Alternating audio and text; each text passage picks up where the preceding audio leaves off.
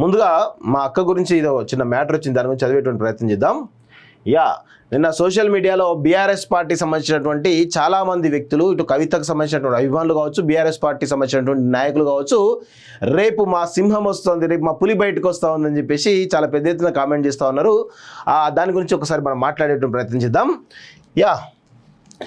ఢిల్లీకి కేటీఆర్, హరీష్ గంగుల ఢిల్లీ మద్యం కేసులో కవిత బెయిల్పై మంగళవారం వాదనలు జరగనున్న నేపథ్యంలో ఆమె సోదరుడు BRS party working president KTR, మాజీ మంత్రులు హరీష్ రావు, గంగుల కమలాకర్, రాజ్యసభ సభ్యులు, ఎమ్మెల్యేలు ఢిల్లీకి చేరుకున్నారు. కవిత తరపున వాదనలు వినిపిస్తున్న న్యాయవాదులతో కేటీఆర్, హరీష్ భేటీ అయినట్లు తెలిసింది.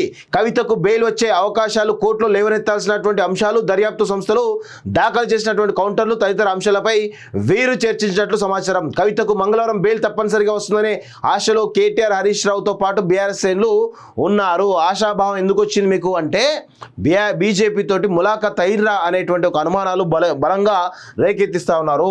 సో ఢిల్లీ మద్యం కుంభకోణం కేసులో అరెస్ట్ అయి తిహార్ జైల్లో ఉన్న బీఆర్ఎస్ ఎమ్మెల్సీ కల్వకుంట్ల కవిత బెయిల్పై మంగళవారం సర్వోన్నత న్యాయస్థానంలో విచారణ జరగనుంది. జస్టిస్ బిఆర్ గవాయ్, జస్టిస్ విశ్వనాథన్తో కూడిన ద్విసభ్య ధర్మాసనం ఈ కేసును విచారించనుంది. కవిత తొలుత తన కుమారుడికి పరీక్షలు ఉన్నందున మధ్యంతర బెయిల్ ఇవ్వాలని రౌస్ రెవెన్యూ కోర్టును కోరగా న్యాయమూర్తి నిరాకరించినటువంటి విషయం తెలిసింది. ఆ తర్వాత ఈడీ, సిబిఐ కేసులో సాధారణమైనటువంటి బెయిల్ ఇవ్వాలని ట్రయల్ కోర్టులో పిటిషన్ వేసినా నిరాశ ఎదురైంది. ట్రయల్ కోర్టు తీర్పును హైకోర్టులో సవాల్ చేశారు. హైకోర్టు సైతం బెయిల్ ఇవ్వడానికి నిరాకరించింది. ఈ నేపథ్యంలో సిబిఐ కవితతో పాటు మరో 4గురిపై అభియోగాలు మోపుతూ సప్లిమెంటరీ ఛార్జ్ షీట్ దాఖలు చేసింది. అయితే ఆ అభియోగాల్లో తప్పులున్నాయని, తనకు మద్యం పాలసీతో సంబంధమే లేదని, తనను కేసులో ఇరికించాలని ఆరోపిస్తూ కవిత మరోసారి ట్రయల్ కోర్టులో బెయిల్ పిటిషన్ దాఖలు చేశారు. ఆ తర్వాత ఉపసంహరించుకున్నారు. హైకోర్టు తీర్పును సవాల్ చేస్తూ ఈ నెల 7న సుప్రీంకోర్టును ఆశ్రయించారు. కవిత తరపున సీనియర్ న్యాయవాది ముకుల్ రోహత్గి వాదనలు వినిపిస్తూ కవితకు మధ్యంతర బెయిల్ ఇవ్వాలని కోరగా ధర్మాసనం తిరస్కరించింది. ఇరుపక్షాల వాదనలు విన్న తర్వాతే బెయిల్ ఇస్తామని చెప్పింది. ఈ నెల 20న మరోసారి వాదనలు జరిగాయి. సిబిఐ, ఈడీ కౌంటర్ దాఖలు చేసిన తర్వాతే నిర్ణయం తీసుకుంటామని ధర్మాసనం మరోసారి తేల్చెప్పింది. అయితే ఈ కేసులో సిబిఐ కౌంటర్ దాఖలు చేసిందని, ఈడీ కౌంటర్ దాఖలు చేయడానికి సమయం ఇవ్వాలని అదనపు సాలిసిటర్ జనరల్ రాజు న్యాయస్థానాన్ని కోరారు. ఇరు వర్గాల వాదనల అనంతరం గురువారం లోపు కౌంటర్ దాఖలు చేయాలని ఈడీ తరపు న్యాయవాదిని శుక్రవారం లోపు రీజాయిండర్ దాఖలు చేయాలని కవిత తరపు న్యాయవాదిని ధర్మాసనం ఆదేశించింది. తదుపరి విచారణ ఈ నెల 27కు వాయిదా వేసింది. అయితే ఈడీ గురువారమే 150 పేజీలతో కౌంటర్ దాఖలు చేసినట్లు తెలిసింది. సో చాలా రకాల పరిణామాలు, దాదాపు 6 నెలలు దగ్గరకు వస్తూ ఉంది. కవిత అరెస్ట్ అయి ఈ 6 నెలల కాలంలో ఆమె బెయిల్ కోసం తీవ్రమైనటువంటి ప్రయత్నాలు చేసినప్పటికీ కూడా సీరియస్ ప్రయత్నాలు జరగలేదనేది నా యొక్క అభిప్రాయం.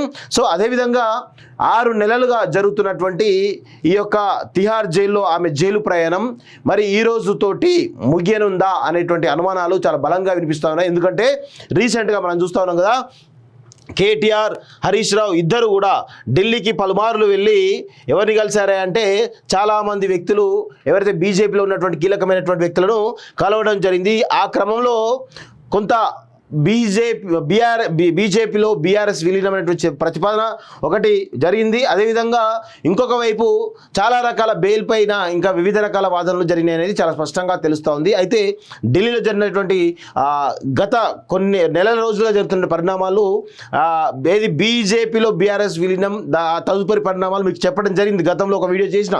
కానీ ఆ తర్వాత జరిగినటువంటి పరిణామాలు కూడా ఈసారి ఇప్పుడు మీకు ముందుంచేటువంటి ప్రయత్నం చేస్తాం మిత్రులారా.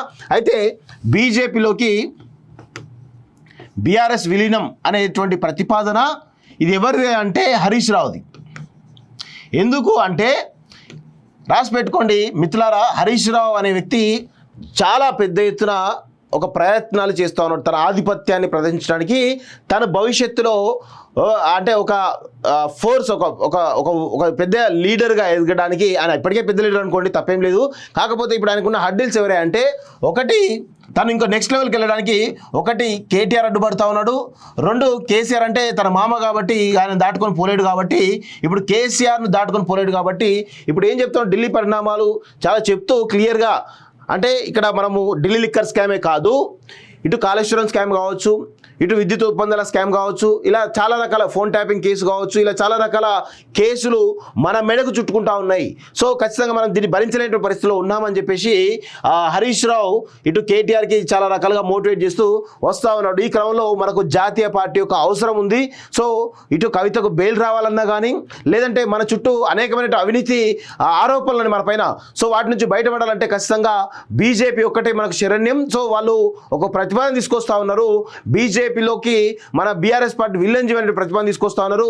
సో ఈ క్రమంలో మనందరం కూడా మరి మనం తట్టుకునేటువంటి శక్తి ఉంటే అవసరం లేదు, కానీ తట్టుకోలేని శక్తి ఉంటే మాత్రం అంటే కవితనే జైల్లో వేశారంటే ఖచ్చితంగా మనం కూడా జైలుకు పోయేటువంటి అవకాశం ఉంటుంది. మన మీద విపరీతమైనటువంటి అవినీతి ఆరోపణలు వస్తూ ఉన్నాయనేటువంటి కోణంలో ఈ చాలా పెద్ద ఎత్తున నివేదికను కేసీఆర్కి ఇవ్వడం జరిగింది. కేసీఆర్ ఆల్మోస్ట్ బీజేపీలోకి బీఆర్ఎస్ని విలన్ చేయాలంటే ఒక ప్రతిపాదనను కొంత కన్విన్స్ చేసినటువంటి ప్రయత్నం జరిగింది అనేది మనకు అందుతున్నటువంటి సమాచారం. సో ఈ క్రమంలోనే హరీష్ రావు మొదట వెళ్ళి బీజేపీ సంబంధించినటువంటి నాయకులతోటి చర్చలు జరిపిండు. సో ఖచ్చితంగా కవితకు బెయిల్ ఇవ్వాల్సిందే, అదేవిధంగా ఈ మా చుట్టూ పెద్ద ఎత్తున అవినీతి ఆరోపణలు ఉన్నాయి, వాటన్నిటిపైన కాపాడుకోవాలి కాబట్టి ఖచ్చితంగా మేము బీజేపీలోకి మా బీఆర్ఎస్ పార్టీని విలన్ చేస్తాం, మీరు ఎట్లా చెప్తే అట్లా వింటామని చెప్పేసి చెప్తున్నాడు. అయితే ఇక్కడ చెప్పడం వల్ల ఆయనకు రెండు రకాల అడ్వాంటేజ్ ఉంటాయి. ఇక్కడ బీజేపీ రాష్ట్ర నాయకత్వంలో వాస్తవంగా చెప్పాలంటే హరీష్ రావు కనుక వస్తే హరీష్ రావును మించిన లీడర్ ఉండరు. అంటే ఇక్కడ చాలా రకాల ఉన్నాయి. ఒకటి ఈటల్ లాంటి ఒక ఫోర్స్ ఉంది, అదేవిధంగా కిషన్ రెడ్డి లాంటి పవర్ఫుల్ లీడర్ ఉన్నారు, అదేవిధంగా ఇటు బండి సంజయ్ ఉన్నాడు, అదేవిధంగా రఘునందన్, అదేవిధంగా ఇటు అరవింద్ లాంటి చాలా పెద్ద లీడర్స్ ఉన్నారు వీళ్ళంతా. కానీ హరీష్ రావు వీళ్ళతోటి అంటే హరీష్ రావు చరిష్మా ముందు, హరీష్ రావు పొలిటికల్ గేమ్ ముందు వీళ్ళని దాటుకొని ముందుకు పోగలిగే శక్తి హరీష్ రావుకు ఉంటుంది. కానీ ఇక్కడ ఏమైతుందంటే ఒకవేళ బీఆర్ఎస్ పార్టీలో ఉంటే ఎప్పటికైనా కానీ కేటీఆర్ తర్వాత స్థానమే హరీష్ రావుది, అంతే కదా. కేటీఆర్ ఏనాటికైనా కానీ కేటీఆర్ ఉన్నన్ని రోజులు, కేసీఆర్ బతుకున్న రోజు కావచ్చు, కేటీఆర్ ఉన్న రోజు కావచ్చు, బీఆర్ఎస్ పార్టీలో ఇగో ఈయన పొజిషను ఎప్పటికైనా కానీ ద్వితీయ స్థానమో తృతీయ స్థానం ఉంటుంది తప్ప మొదటి స్థానానికి రాలేడు. కాబట్టి ఈ ప్రతిపాదనతోటి మొత్తానికైతే బీజేపీలోకి వస్తే ఇటు ఈటల యాక్సెప్ట్ చేయొచ్చు, అరవింద్ యాక్సెప్ట్ చేయొచ్చు, అంటే అందరికీ ఆమోదయోగ్య వ్యక్తి కాబట్టి ఖచ్చితంగా ఈ కోర్టులో బీజేపీ కోర్టులో తన గేమ్ను ఇష్టం వచ్చినట్టు ఆడొచ్చు అనేది హరీష్ రావు యొక్క ఒక మాస్టర్ ప్లాన్. అందుకే బీజేపీలోకి బీఆర్ఎస్ వెళ్ళిన ప్రతిపాదన హరీష్ రావుది.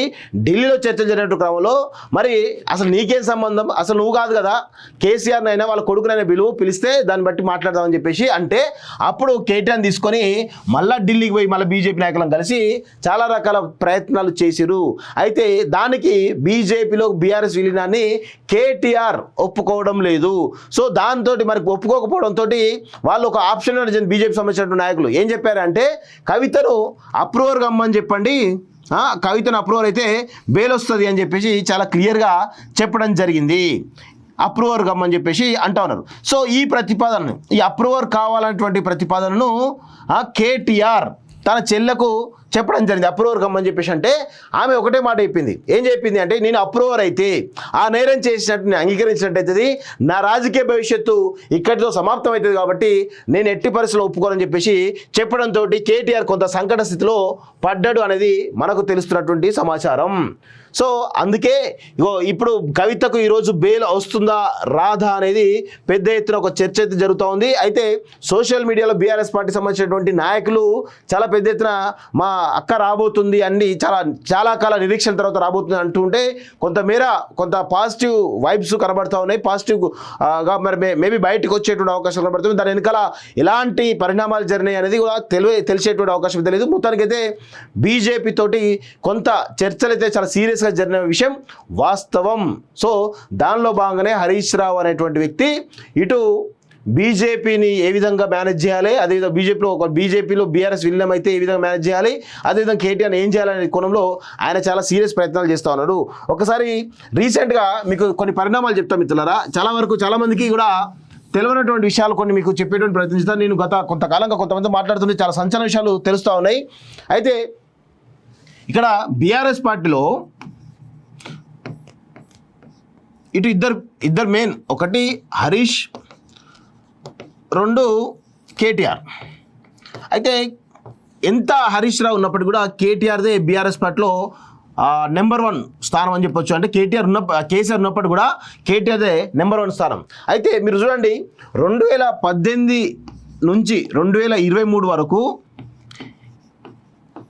హరీష్ రావు అనే వ్యక్తి ఎక్కడ కూడా యాక్టివ్గా లేడు. అంటే పెద్ద ఎత్తున ఆయన గతంలో ఉన్నంత దూకుడు కావచ్చు, గతంలో ఉన్నంత పేరు కావచ్చు, ఈ 2018 నుంచి 23 వరకు హరీష్ రావుకు ఎలాంటి ఫ్రీడమ్ కానీ, పార్టీలో ఫ్రీడమ్ కానీ, ప్రభుత్వంలో ఫ్రీడమ్ కానీ పెద్ద ఎత్తున లేదు. కేవలం ఆరోగ్య శాఖకి పరిమితం చేసి ఆయన అక్కడికి వచ్చి, గతంలో ఏముండే భారీ నీటి ఇరిగేషన్ శాఖ మినిస్టర్ ఉంటే దాన్ని తీసేసి అది చాలా కీలకమైనటువంటి శాఖ, దీనిలో తన ఆధిపత్యాన్ని ప్రదర్శించి చాలా పెద్ద ఎత్తున అన్యాయాల అక్రమాలు చేసి చెప్పేసి కేసీఆర్ ఏం చేసిండు, ఆయన తీసుకొచ్చేసి హెల్త్ డిపార్ట్మెంట్లో హెల్త్ మినిస్టర్లో ఇవ్వడం జరిగింది. అందుకే వాస్తవంగా హరీష్ రావు ఏ డిపార్ట్మెంట్లో ఉన్నా కొంత తన యొక్క మార్క్ పాలన చూపించేటువంటి పరిస్థితి ఉంటుంది, ఇటు ఇరిగేషన్లో కావచ్చు, ఇటు హెల్త్లో కావచ్చు. అందుకే 2014 నుంచి 2018 వరకు వైద్య వ్యవస్థ మొత్తం కూడా నిర్వీర్యం అయిపోయింది. అయితే గత కొంతకాలంగా 2018 నుంచి 2023 వరకు మనం ఎంతో నా మార్కు పాలన ఉండాలనే ఉద్దేశంతో కొంత హాస్పిటల్ పైన దృష్టి పెట్టినటువంటి విషయం వాస్తవం. సో అయితే ఈ క్రమంలో బీఆర్ఎస్లో ఎప్పటికైనా కానీ ఈయన నెంబర్ 2 కాబట్టి మీరు 2018 నుంచి 2023 వరకు ఈయన పరిస్థితి చాలా దయనీయంగా ఉంది. ప్రస్తుతం అధికారం ఉన్నంతసేపు, అధికారంలో ఉన్నప్పుడు కేటీఆర్కే చాలా రకాల పవర్స్ ఉండేవి కాబట్టి తన పవర్ ముందు హరీష్ రావు ఎప్పటికైనా కానీ తక్కువనే ఉంటాడు కాబట్టి ఆయన చాలా జాగ్రత్తగా, చాలా కామ్గా గత 5 సంవత్సరాలు ఉండడం జరిగింది. ఇప్పుడు చాలా యాక్టివ్గా అవుతున్నాడు చూడండి మీరు. ఎందుకంటే కేటీఆర్ అదేవిధంగా హరీష్ రావు మధ్య ఆధిపత్య పోరు చాలా స్పష్టంగా కనబడుతూ ఉంది. ఆధిపత్య పోరు అంటే మామూలు ఆధిపత్య పోరు కాదు, వాళ్ళిద్దరి మధ్య పచ్చగడ్డి వేస్తే బగ్గుమనేటువంటి పోరు కనబడుతూ ఉంది. మీరు అబ్జర్వ్ చేయండి, హరీష్ రావు ఇటు రుణమాఫీ పైన కావచ్చు, ఇటు ప్రజా సమస్యల విషయంలో కావచ్చు, ఆయన చాలా రకాల ఇష్యూస్ పైన పెద్ద ఎత్తున మాట్లాడుతూ ఇటు కేటీఆర్ను మించి ఆయనే పోరాటం చేస్తూ ఉన్నాడు. సో ప్రజల్లో హరీష్ రావుకు గత కొన్ని నెలలుగా, అంటే దాదాపు ఒక 3-4 నెలలుగా తన గ్రాఫ్ పెరుగుతూ ఉంది. ఎందుకు పెరుగుతూ ఉంది అంటే ఇప్పుడు వీళ్ళంతా కూడా ఈ బీఆర్ఎస్ పార్టీ ఏమన్నది ఇప్పుడు ప్రతిపక్షంలో ఉంది కాబట్టి ప్రతిపక్షంలో కేసీఆర్ కానీ అదేవిధంగా కేటీఆర్ కానీ పెద్ద ఎత్తున పవర్స్ ఉండవు, అంత పెద్ద పవర్స్ ఉండవు. కాబట్టి హరీష్ రావు అనే వ్యక్తి ఈరోజు తన ఆధిపత్యాన్ని ప్రదర్శించి పార్టీలో నేనే బలమైనటువంటి వ్యక్తి, నేనే ఆల్టర్నేటివ్ అనేటువంటి దాంట్లో ఆయన చాలా పెద్ద ఎత్తున ప్రయత్నాలు చేస్తున్నాడు. సో అందుకే మీరు చూడండి, రుణమాఫీ విషయంలో కావచ్చు, ఇతరత్ర అనేక సమస్యల విషయంలో దూకుడుగా పోతూ ఉంటే కేటీఆర్ కూడా ఇమీడియట్గా ఈయన ఎక్కడ ముందు పోతారని చెప్పేసి ఆయన కూడా దూకుడుగా ప్రదర్శిస్తూ ఇక చాలా చిల్లరగా పిచ్చోడ్లా తయారై తిరుగుతూ ఉన్నాడు. కేటీఆర్ పిచ్చోడ్లా తయారైండు. ఇది బీఆర్ఎస్ పార్టీలో జరుగుతున్నటువంటి ప్రస్తుత పరిణామాలు. హరీష్ రావు దూకుడు మీద ఉన్నాడనేది చెప్పడానికి మీరు గత 3-4 నెలలుగా ఆయన యొక్క పోరాట పటిమ చూస్తే మనకు క్లియర్గా అర్థమవుతూ ఉంది.